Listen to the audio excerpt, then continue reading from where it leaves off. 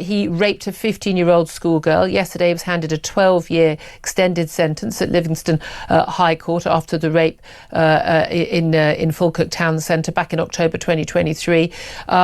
Basically, he approached a girl who was 15, asked for her phone number, asked if she had a boyfriend, made sexual remarks, and then basically dragged her behind a pub and raped her. She said she kept telling him she was 15. What was absolutely extraordinary to me was his defence counsel, Janice Green, told an earlier hearing that her client had not been educated about the significant cultural differences between the UK and Afghanistan, and there was a cultural barrier and indeed a language barrier between Nigzat's home country, where child marriage was common. And she said, I'm not suggesting that means that he reasonably believed, or he was the complainer, the woman, the girl was consenting, but that there's a reason why he could have misunderstood. Well, given that you're not supposed to have sex before marriage in Islam, I'm not quite sure why raping a 15-year-old behind a pub would count as being part of his culture, as an extraordinary defence for her to offer, and she should be ashamed of herself. But the idea that, well, he thought it was okay to do this, presumably because this was a girl who was not covered up, not shrouded, no face covered, no. So he thought she was frankly game. And this is part of the problem, isn't it? We now know, a huge number of sexual assaults. We know a huge number of the grooming gangs from particular areas in Pakistan, their heritage, but sex assaults carried out by foreigners coming to this country who have a completely different culture to the one that we have here.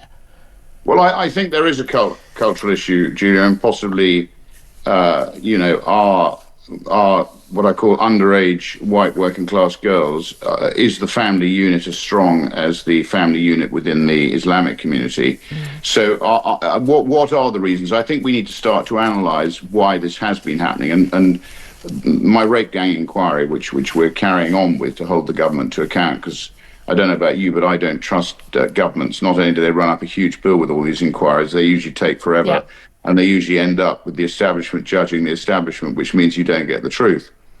So I think in his case, you asked me the question, it's a bit like if you aid and abet somebody who's doing something illegal, you yourself are judged as breaking the law. Yeah.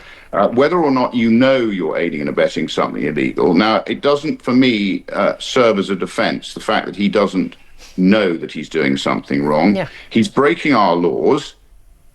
He is effectively treating somebody underage in a way he shouldn't. And for me, it's quite straightforward. I would simply deport him. I don't think... I'd just put him on a dinghy and send him out into the channel. I'd send him straight back to wherever he's from. But we can't. Legally we can't. We can't fly him back to Afghanistan. They won't have him back.